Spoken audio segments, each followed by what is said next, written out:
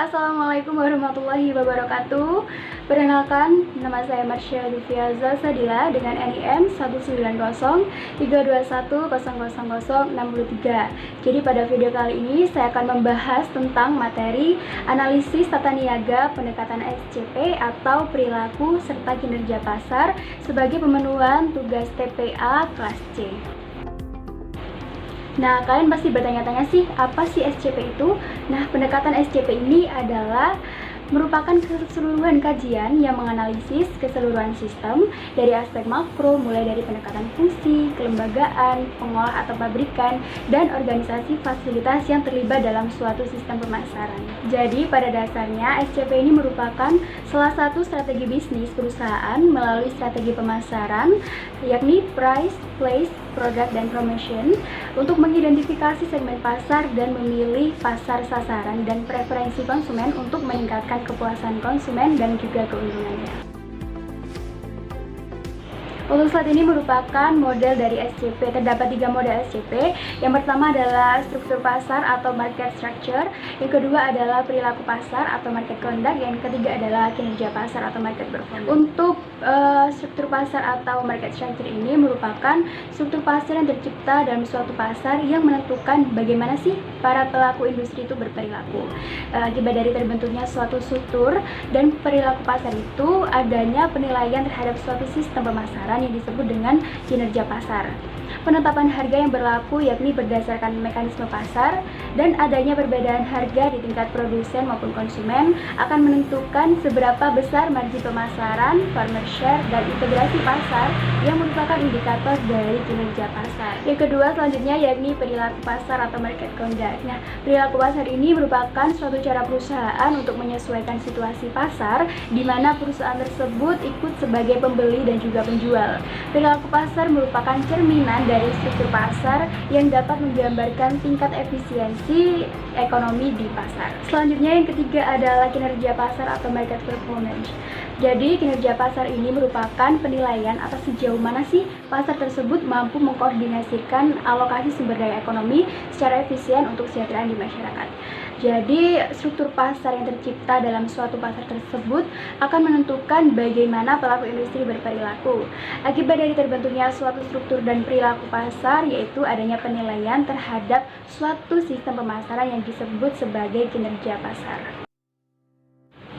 Untuk studi kasus artikel diambil dari jurnal dengan judul Efisiensi Pemasaran Cabai Merah di Kecamatan Adilui, Kabupaten Prisewu, Provinsi Lampung, dengan artikel pembanding dari Ibu, yakni analisis struktur, perilaku, dan kinerja pasar cabai di Desa Bayung Gede, Kecamatan Kintamani, Kabupaten Bangli.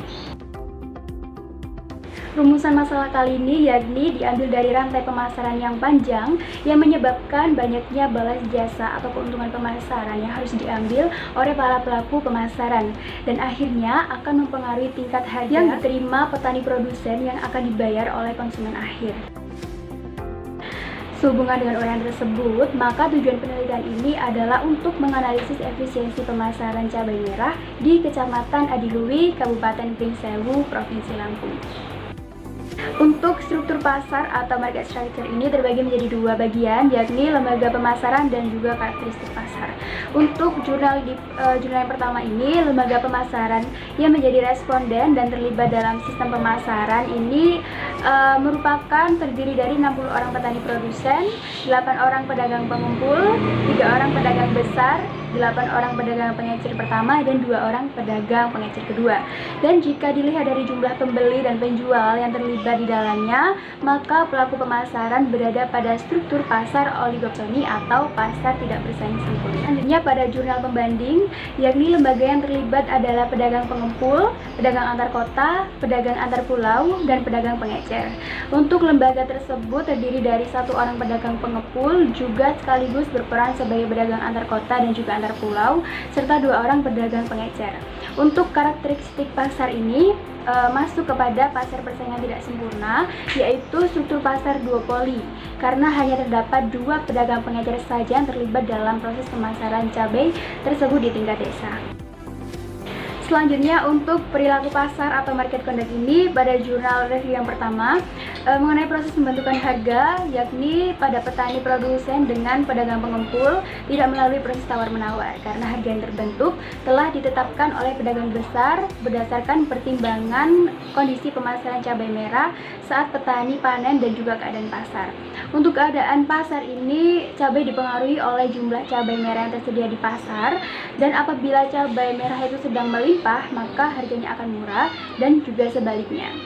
Untuk biaya pemasaran yang dikeluarkan oleh pedagang pengumpul, pedagang besar, dan juga pedagang pengecer berupa biaya angkut, bongkar muat, dan juga biaya penyusutan. Sedangkan untuk siasat pasar yang dilakukan oleh petani produsen ini adalah dengan melakukan penanaman pada waktu daerah lain tidak melakukan penanaman. Jadi pemainan tersebut tidak terjadi pada waktu yang bersamaan. Masuk kepada perilaku pasar atau market conduct dari jurnal pembanding. Untuk fungsi pemasaran ini dilakukan oleh lembaga pemasaran, yakni fungsi pertukaran berupa jual beli cabai yang fungsi pertukarannya berupa jual beli yang dilakukan sekurang-kurangnya 1 kali selama proses pemasaran.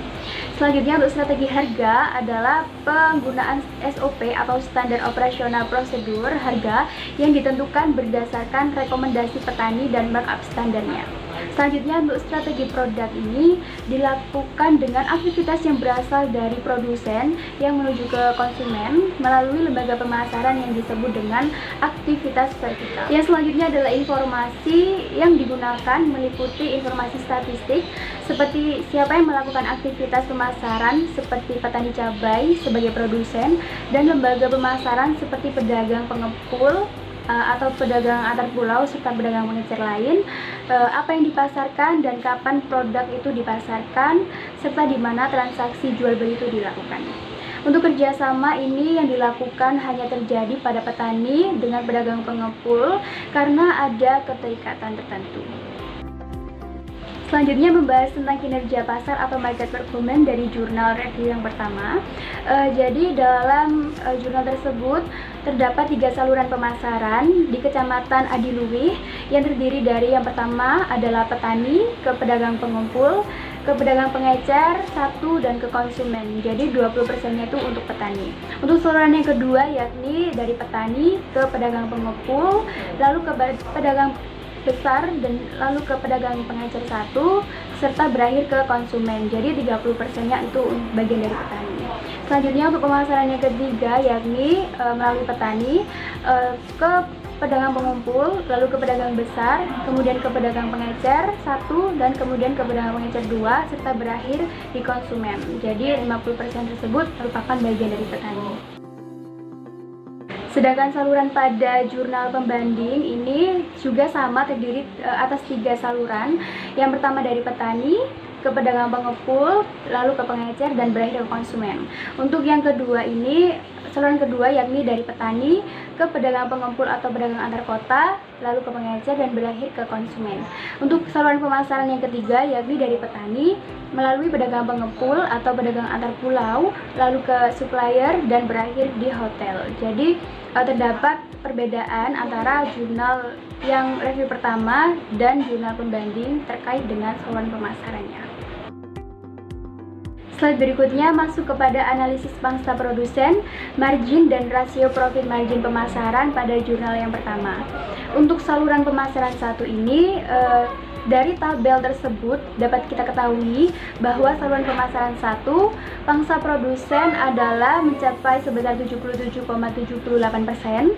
Margin marginal tertinggi terdapat pada pedagang pengumpul serta rasio profit margin atau RPM tertinggi ada pada pedagang pengecer. Dilihat dari RPM yang relatif menyebar merata, maka saluran pemasaran 1 tersebut sudah efisien.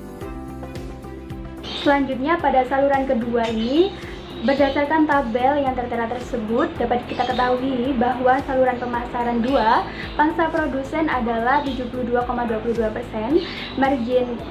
margin pemasaran tertinggi terdapat pada pedagang pengepul, dan rasio profit margin atau RPM tertinggi ada pada pedagang pengecer. Untuk nilai RPM yang tertinggi pada pedagang pengecer disebabkan oleh keuntungan yang diperoleh pedagang pengecer jauh lebih tinggi dari biaya yang dikeluarkannya. Distribusi margin pemasaran yang nisbah rasio profit margin pada masing-masing pemasaran lembaga perantara tidak merata, sehingga dapat dikatakan bahwa pada saluran ini relatif kurang efisien walaupun pangsa produsen sudah di atas 70%. Lalu pada saluran pemasaran yang ketiga ini, berdasarkan tabel tersebut juga dapat kita ketahui bahwa pada saluran pemasaran 3, pasar produsen tersebut adalah 71,05%. Margin pemasaran tertinggi terdapat pada pedagang pengumpul dan pedagang pengecer 2, dan rasio profit margin atau RPM tertinggi berada pada pedagang pengecer.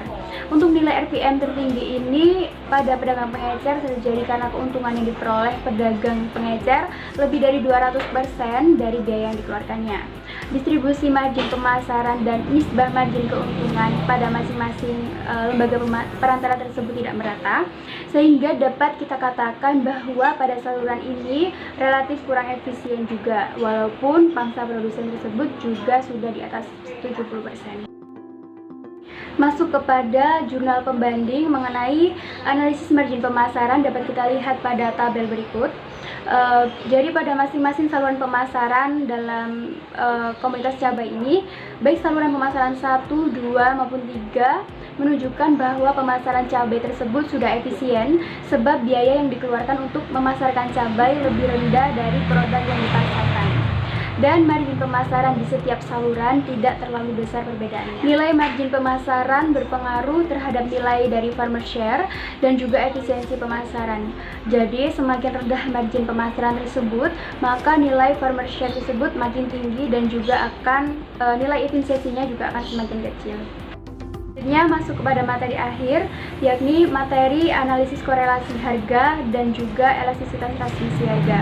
Untuk analisis korelasi harga pada jurnal yang pertama merupakan hasil perhitungan koefisien korelasi antar harga jual di tingkat produsen dengan harga di tingkat konsumen akhir pada pemasaran cabai merah di Kecamatan Adiluwi, yang menunjukkan bahwa persamaan regresi korelasi harga yakni dengan rumus PF sama dengan A plus B PR dengan PF yakni 7.396,104 dan ditambah dari 0,345 dengan PR, dan juga R ini sama dengan 0,728 sebagaimana yang diketahui bahwa PF adalah harga di tingkat produsen, PR merupakan harga di tingkat konsumen, dan kita ketahui nilai R tersebut sebesar 0,728, berarti hubungan antara harga di tingkat konsumen dan produsen tersebut relatif erat.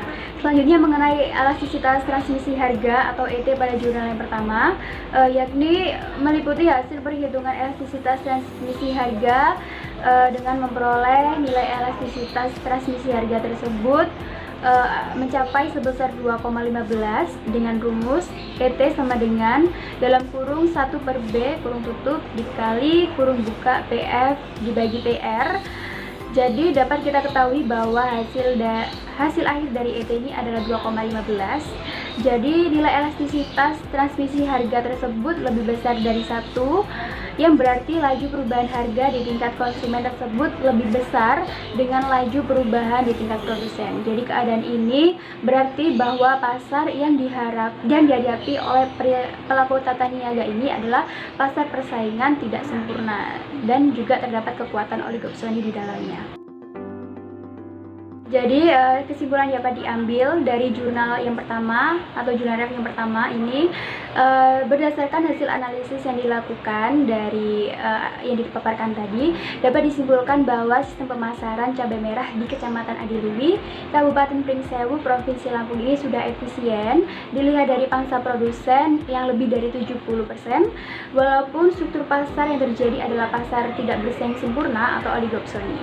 Jadi perilaku pasar tersebut menunjukkan bahwa harga lebih banyak ditentukan oleh pedagang.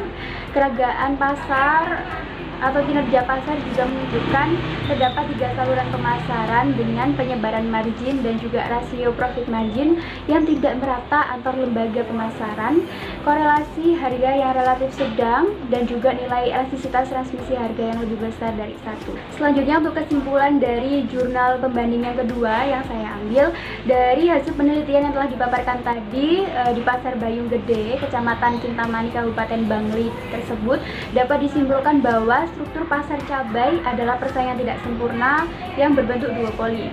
Jadi perilaku pasar cabai tersebut akan berpengaruh terhadap corak pasar persaingan tidak sempurna dan kinerja pasar yang diukur berdasarkan analisis pemasaran, farmer share, dan efisiensi pemasaran tersebut sudah baik dan dapat dikatakan efisien. Akhir kata, saya ucapkan salam. Wassalamualaikum warahmatullahi wabarakatuh, dan semoga video yang saya sampaikan dapat memberikan materi yang dapat menjadi tambahan ilmu bagi kita semua. Terima kasih. Wassalamualaikum warahmatullahi wabarakatuh.